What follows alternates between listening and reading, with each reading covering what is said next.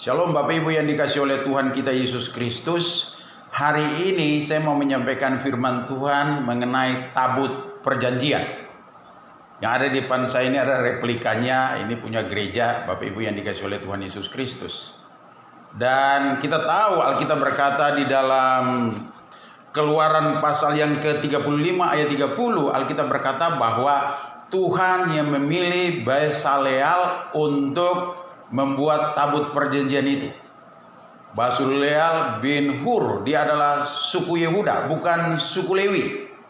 Dan luar biasanya Alkitab berkata dalam Keluaran 37 ayat 1 dikatakan bahwa Bezaleel membuat itu dari kayu penaga dan beberapa bahan kayu yang lainnya, dan disalut dengan emas, ya, tinggi dan lebarnya sama, tapi panjangnya berbeda. Saudara-saudara, kali lain kita akan berbicara tentang ukuran itu sendiri. Tetapi hari ini saya mau menyampaikan kepada kita sekalian bahwa mengapa Tuhan menyuruh Musa untuk membuat tabut perjanjian. Padahal Musa sebagai hamba Tuhan yang berbicara langsung kepada mereka sudah ada. Tuhan juga memimpin bangsa itu dengan tiang awan dan tiang api keluar dari tanah Mesir menuju ke tanah perjanjian. Apakah itu tidak cukup? Ternyata tidak cukup Bapak Ibu yang dikasih oleh Tuhan. Alkitab mencatat pada waktu mereka menyeberangi Laut Teberau belum ada tabut perjanjian. Tuhan membelah Laut Teberau itu dengan perantaran Musa dengan tongkatnya. Saudara-saudara Bapak Ibu yang dikasih oleh Tuhan Yesus Kristus, kalau Bapak Ibu mau membaca tentang peraturan yang Tuhan buat tentang tabut perjanjian ini, itu Bapak Ibu bisa membaca dalam Keluaran pasal 25. Tapi hari ini saya akan menyampaikan beberapa hal yang ada urusan dengan mengapa Tuhan menyuruh Musa membuat tabut perjanjian. Untuk apakah tabut perjanjian ini dan apa gunanya bagi orang Israel? Ada beberapa seri ke depan kita akan berbicara tentang tabut perjanjian. Yang pertama Bapak Ibu yang dikasih oleh Tuhan Yesus Kristus, Alkitab berkata dalam Keluaran 25 ayat 21 dikatakan seperti ini. Haruslah kau letakkan tutup pendamaian itu di atas tabut, dan dalam tabut itu engkau harus menaruh 2 loh hukum yang akan kuberikan kepadamu. Ayat 22 ini sangat penting, dikatakan begini. Dan di sanalah aku akan bertemu dengan engkau, dan dari atas tutup pendamaian itu, dari antara kedua kerub yang di atas tabut hukum itu, aku akan berbicara dengan engkau tentang segala sesuatu yang akan kuperintahkan kepadamu untuk disampaikan kepada orang Israel. Jadi yang pertama, tujuan Tuhan menyuruh Musa untuk membuat tabut perjanjian adalah supaya Tuhan bisa berbicara, bertemu dengan Musa dan berbicara kepada bangsa Israel melalui perantaran Musa. Perlu Bapak Ibu tahu bahwa pada waktu di kaki gunung Sinai, Tuhan memberikan 2 loh batu dan banyak peraturan-peraturan tentang ibadah dan kehidupan orang Israel. Di mana di sanalah juga Tuhan berbicara tentang bangsa itu harus membangun kemah, dan juga termasuk tabut perjanjian ini Bapak Ibu yang dikasih oleh Tuhan. Dan kita tahu bahwa pada waktu kemah itu sudah selesai dan ada tabut Allah di situ, pada waktu Musa masuk di ruang pertemuan itu Bapak Ibu dikasih oleh Tuhan, maka awan kemuliaan Tuhan menutupi kemah itu, dan orang Israel bisa melihat dan tahu bahwa Tuhan lagi berbicara dengan Musa di sana. Dan pada waktu Musa keluar, dia akan sampaikan firman Tuhan itu kepada bangsa Israel. Sebab selama ini bangsa Israel itu tegar tengguk, suka melawan dengan Musa. Karena apa? Karena mereka belum mengenal siapa Tuhan mereka sesungguhnya. Bahkan Musa sendiri belum mengenal nama Tuhan itu. Sebab pada waktu Musa bertemu dengan Tuhan di gunung Sinai, sebelum dia turun, dia bertanya kepada Tuhan, kalau aku turun ke bawah, ke kaki gunung Sinai ini, orang Israel bertanya kepadaku, siapa nama Tuhan kita? Lalu Tuhan berkata kepada Musa, katakan kepada bangsa itu, aku adalah aku. Saudara-saudara dikasih oleh Tuhan, Musa masih bertanya juga. Tetapi perlu Bapak Ibu tahu bahwa Musa lah yang bertemu dengan Tuhan secara pribadi.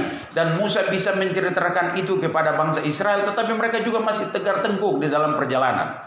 Dan Tuhan butuh lagi satu atribut, yaitu tabut perjanjian, di mana Tuhan bertemu dengan Musa di sana dan berbicara dengan mereka tentang petunjuk-petunjuk bagi bangsa itu, firman Tuhan bagi bangsa itu selama mereka ada di padang gurun. Itu hal yang pertama Bapak Ibu yang dikasih oleh Tuhan kita Yesus Kristus. Lalu kalau kita lihat Bapak Ibu dikasih oleh Tuhan, hal yang kedua, Alkitab berkata dalam Yosua pasal yang ketiga, saya akan bacakan kepada Bapak Ibu sekalian. Yosua pasal yang ketiga, Yosua pasalnya yang ketiga, ayatnya yang pertama sampai ayatnya yang keempat. Alkitab berkata begini, Yosua bangun pagi-pagi, lalu ia dan semua orang Israel berangkat dari Sitim dan sampailah mereka ke sungai Yordan. Maka bermalamlah mereka di sana sebelum menyeberang.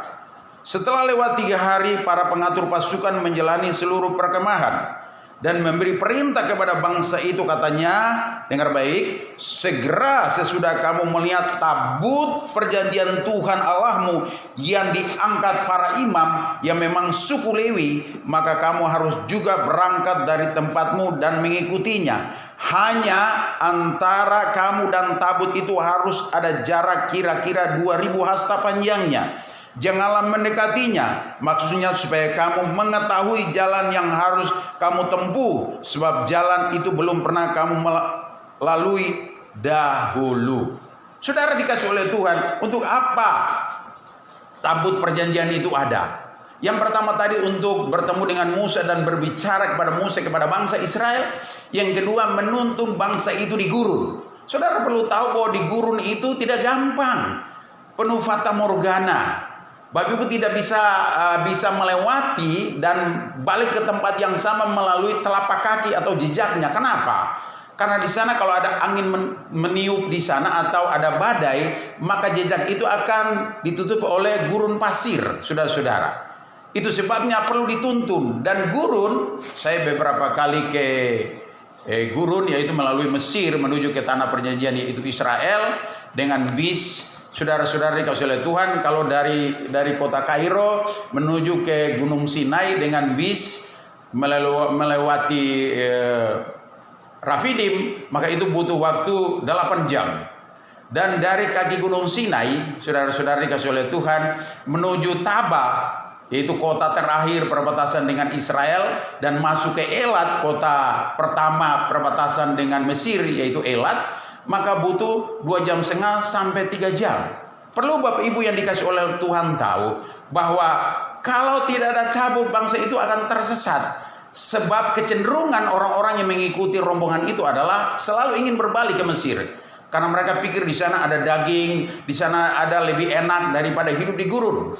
Sebab saudara-saudara dikasih oleh Tuhan Yesus Kristus, itu sebabnya ada jarak 2000 hasta supaya mereka yang dekat bisa langsung ikut, tapi yang jauh juga bisa melihat dari perbukitan yang ada. Karena sepanjang perjalanan dari Mesir sampai ke Elat atau ke Israel itu daerah perbukitan dan semuanya gurun. Ya, Bapak Ibu dikasih oleh Tuhan, paling kita hanya bisa melihat semak-semak yang ada. Saudara-saudara yang dikasih oleh Tuhan butuh petunjuk daripada Tuhan. Mereka butuh melihat. Bahasa Ibrani menggunakan kata ra'ah. Ra'ah itu apa? Sungguh-sungguh memperhatikan. Ra'ah itu apa? Lihat dengan sungguh-sungguh. Ra'ah itu apa? Memperhatikan baik-baik atau mengindahkannya. Saudara dikasih oleh Tuhan Yesus Kristus, bangsa Israel itu tidak mengindahkan pimpinan daripada Musa.